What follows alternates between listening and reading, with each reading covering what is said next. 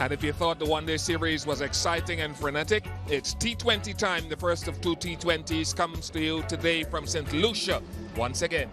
Yeah, it's an interesting West Indies lineup because you've got at the top of the order, you've got Johnson Charles. He's made a name for himself in this format. But Dwayne Smith, the all-rounder, comes in. He's been batting better of late. And Nkrumah Bonner, an exciting young man out of Jamaica. Darren Bravo still in there, lacking form. And his brother Dwayne is going to have to stand up as well. And then, of course, you get down big hitting Kyron Pollard and Darren Sammy.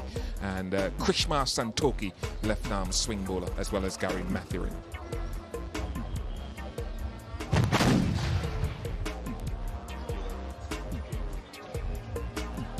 The Australian team is very similar to what we saw through the ODI series. A couple of little changes. Christian coming in, who missed the last two games. I think it's a great decision. Adds something there. And we're going to see Pattinson for the first time. And young kid with a very bright future in all forms of the game. But the big thing for the Australia is going to be their top six. They've got to get a lot of runs. They've got to play well. And that's where the pressure's going to be for them. Not a big crowd by any means in now.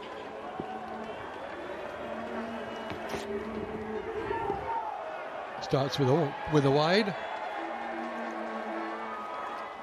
Dwayne Smith now. And plays it nicely off the hip, and that'll go for four.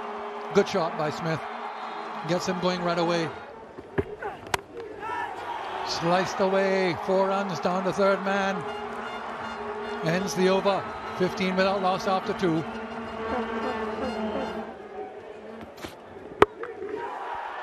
He just picked it up and hoisted it. That's a remarkable shot by Dwayne Smith. He gets boundary for it. Very strong in that area, always has been. Well, making the most of the power plays often results in shots like that. Over the infield. He's gone, caught behind. Bouncing ball, leaving him. Look for the cut shot, beaten by the bounce. Smith goes. Well, the bounce and the change of pace. Previous delivery 107, this 140. He goes hard at it, but as Tony said, the bounce is too good for him, and Matthew Wade takes that head high and really travelling. Goes down. Smith is the man out for 10. The West Indies 19 for 1. He beats him for another 4. This time the short fine leg can't stop it. It's just a few yards to his right. And the diving save, well, was in vain. That'll go for 4 again. We saw so many full tosses when Darren Sammy was going ballistic here on Sunday, and that's another one. Oh, he was a long way across. He was a long way across. Just moving across the crease, trying to tuck that around the corner.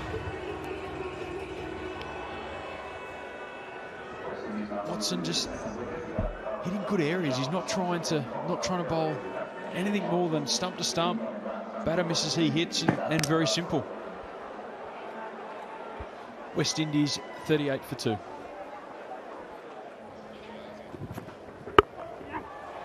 He's off the mark straight away. A pleasant drive. Does it go for 4? Yes, it does. Very easily done.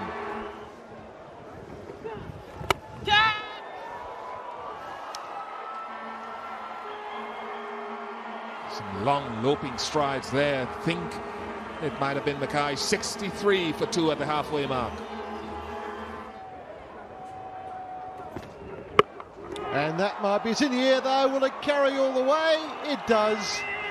So after the 3 singles in the over, Darren Bravo tries to hit Dan Christian long to the eastern side of the ground. And Dan Christian breakthrough in his first over. Just Bravo looking out of sorts and not timing the ball well, and that really emphasises how the one-day series has gone. And unfortunately for him, it's continued in this first T20 game.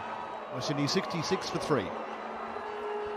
Kyron Pollard yet to face a ball. Bonner, the man on strike to Christian, and he's now off strike. Pressure was on, and Christian just too straight, too quick. West Indies lose their 4th. Just trying to create something out of nothing. And again, good bowling, stump to stump, making sure if the West Indies miss, it's a hit. Bonner goes for 24, 72 for 4. and a 6.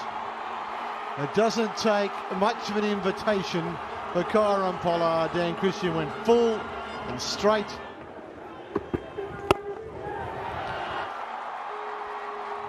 Extra covers very square. Doherty over the wicket now to Pollard. Delicate shot by Pollard will get him a boundary. That's huge. That has gone huge. On to the roof of the pavilion. Well, I think Ian Bishop made the point the other day. He can't remember any West Indies batsman hitting sixes as easily as this. There have been great six hitters, of course, going back to, well, even before that, Clive Lloyd, of course. There he goes again, and he's got it over the ropes again.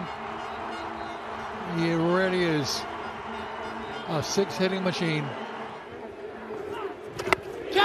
It's in the air, back they go, but someone is not going to get there. It goes all the way.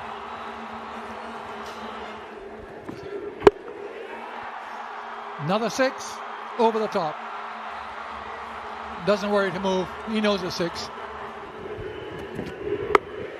Full toss. It's gone again.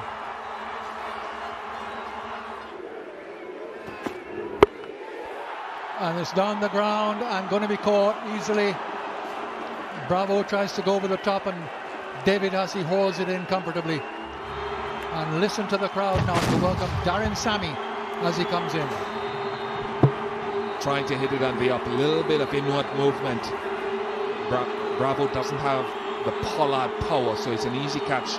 So Pollard would be on strike next over. 1-3-4 for 5. Very well bowled.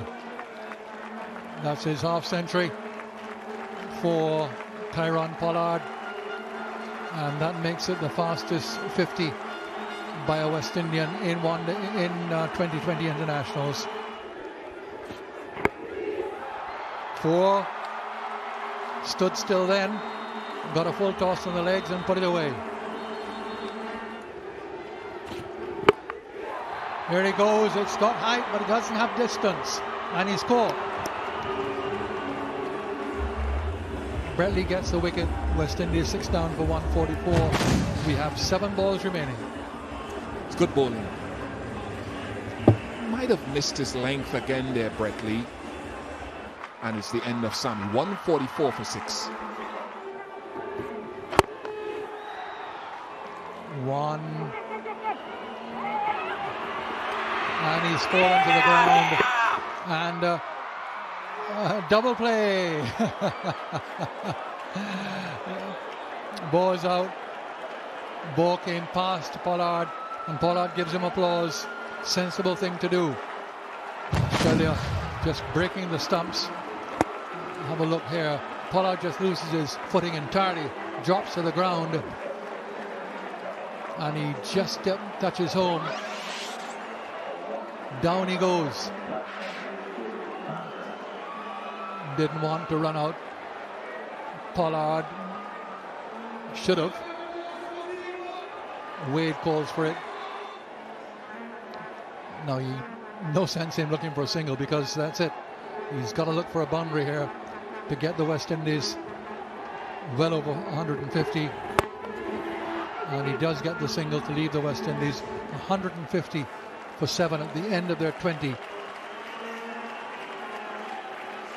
So that's the end of the innings.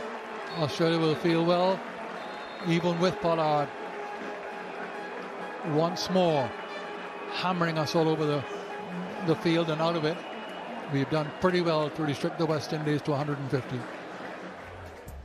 Welcome back to the Beausejour Stadium here in St. Lucia. First T20. West Indies have already batted here against Australia.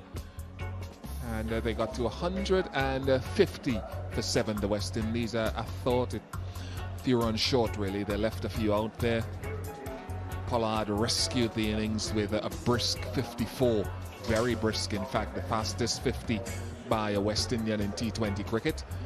Johnson Charles got 24 and Kruma Bonner did as well, but so many dot balls. But that's gone. That's history for the moment.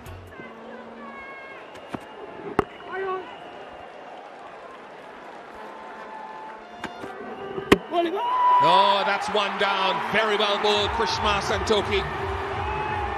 He's almost an expert in this form of the game. Warner trying to do a little bit too much, get it a little bit too square, and straight through him. None for one. That's gone for 6. That's a good strike from Watson. The ball clears the boundary here in St. Lucia easily. 16 for 1.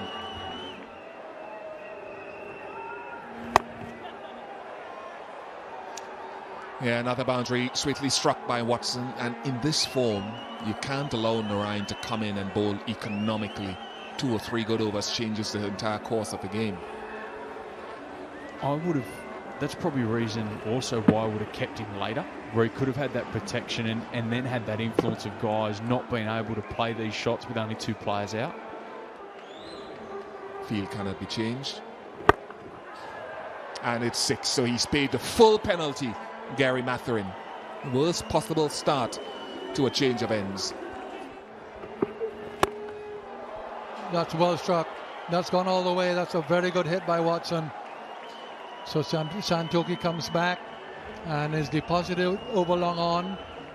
Yeah, might have been in the air.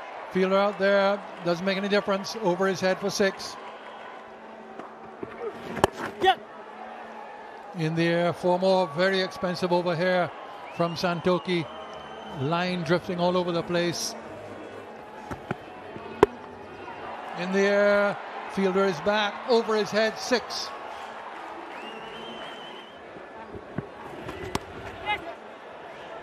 Found the gap nicely. 50 for Shane Watson. His 7th in this format, and this is an important innings at the top of the order. Having said that, as I said, you do not drop short to Watson. Catch it's the cry. Catch it in the crowd. Just short of them. Another 6 from Watson. Pollard getting some of his own treatment. That's gone into the crowd again, easily.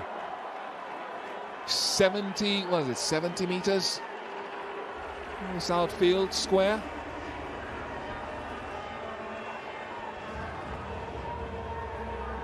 And the feature of this shot is Watson does not try to hit it hard. Just makes a lovely wide swing. That's a big arc. He gets the ball out in front. Doesn't wait the ball gets too close to him. He's mistimed it. Kieron Pollard doesn't drop many. And he's not going to drop that. Matherin has good comeback. He's just been hit into the stands. And Watson gets a much shorter ball. And it is the bounce on this pitch that once again undoes him. Just bounces a fraction higher than he thinks. Watson goes very well made. 69, 108 for 2. You don't joke about those kind of things, Bish. In the air and over the ropes. Going all the way for 6. Down towards the boundary and 4. Square cut in the half century for Mike Hussey. Round the wicket. And dropped. Very close to hanging on at full stretch. Seemed to have it. And then it just popped out. Now you know why he's on the ground. Because he's just acting everything that happens on the field. Dwayne Bravo just lives the game on the field. Well, should have held that really. Hoiked away and no one in that area. First bounce for 4. George Bailey now joins the fun. Through the one-day series, Bailey showed a liking to the leg side. Continues it. Smith just sliding in a little bit.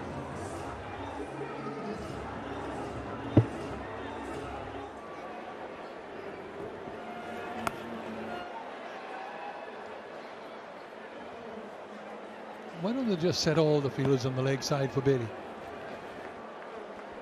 I'd have maybe one or two actually. I'd have a cover and a sort of a backward point for that little push out there. But it's a very good point, and it is something getting your position right to where you are for Bailey. He plays a lot to that side, especially when he gets more aggressive. And that's downhill. Outfield fast, nowhere getting there. So Australia at the end of the over now, just a couple of runs away from winning this first T20 international.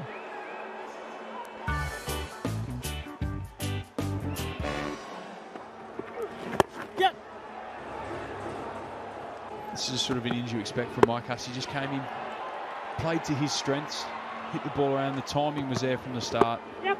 It's just a lot of patience, a lot of balls through backward point. That's a big thing you possess, that ability to clear the rope, make sure the bowler's on top of their game. Well played, Mike Hussey.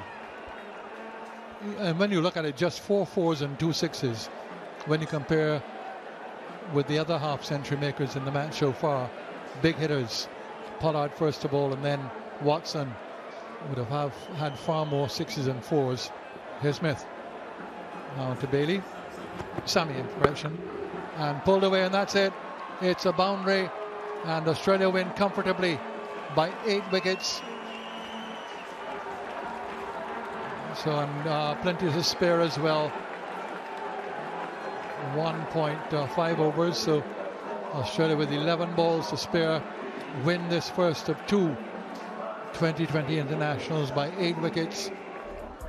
Important role there played by Watson and Hussey, doing the bulk of the scoring, making it quite comfortable in the end for Bailey just to come in, relax at the end and have a good hit out in the middle.